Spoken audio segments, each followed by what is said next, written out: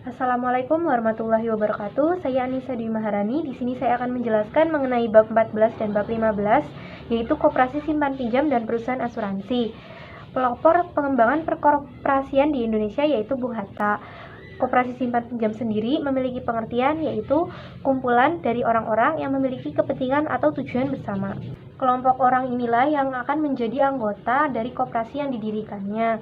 Pembentukan koperasi berdasarkan asas kekeluargaan dan gotong royong, khususnya untuk membantu para anggotanya jika memerlukan bantuan, baik bantuan berupa barang maupun pinjaman uang. Selanjutnya ada sumber dana koperasi. Secara umum sumber dana koperasi adalah dari para anggota koperasi yang berupa iuran wajib, iuran pokok, dan iuran sukarela.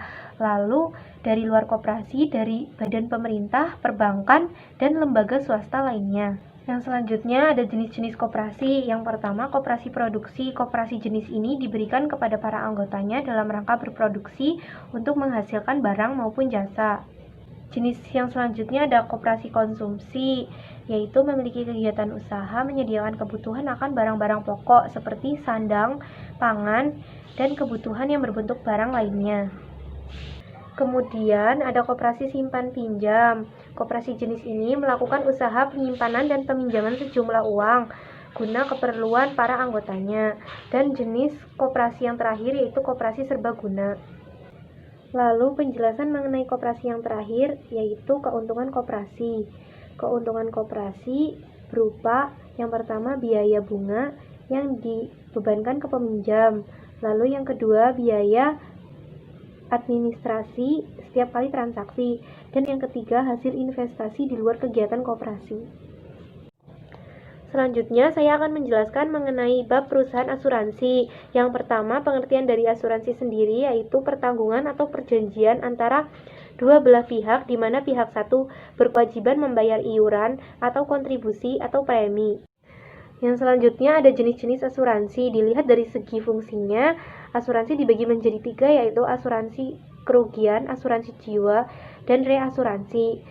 Dilihat dari segi kepemilikan, asuransi dibagi menjadi 4, yaitu asuransi milik pemerintah, asuransi milik swasta nasional, asuransi milik perusahaan asing, dan asuransi milik campuran.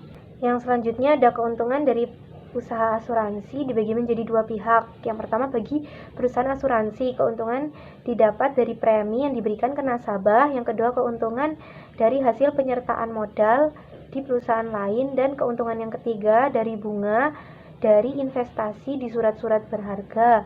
Dan bagi pihak yang kedua yaitu bagi nasabah, yang pertama memberikan rasa aman, keuntungan yang kedua terhindar dari resiko kerugian dan kehilangan, dan yang ketiga memperoleh penghasilan di masa yang akan datang.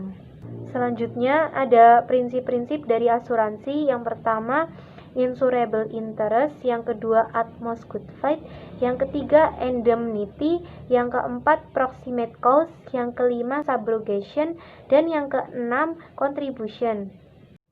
Dan selanjutnya jenis-jenis resiko asuransi yang merupakan penjelasan terakhir dari subbab perusahaan asuransi, yaitu jenis-jenis yang pertama resiko murni, yang kedua resiko spekulatif, artinya terjadi dua kemungkinan, mengalami kerugian keuangan atau memperoleh keuntungan, dan resiko individu yang meliputi resiko pribadi, resiko harta, dan resiko tenggang gugat.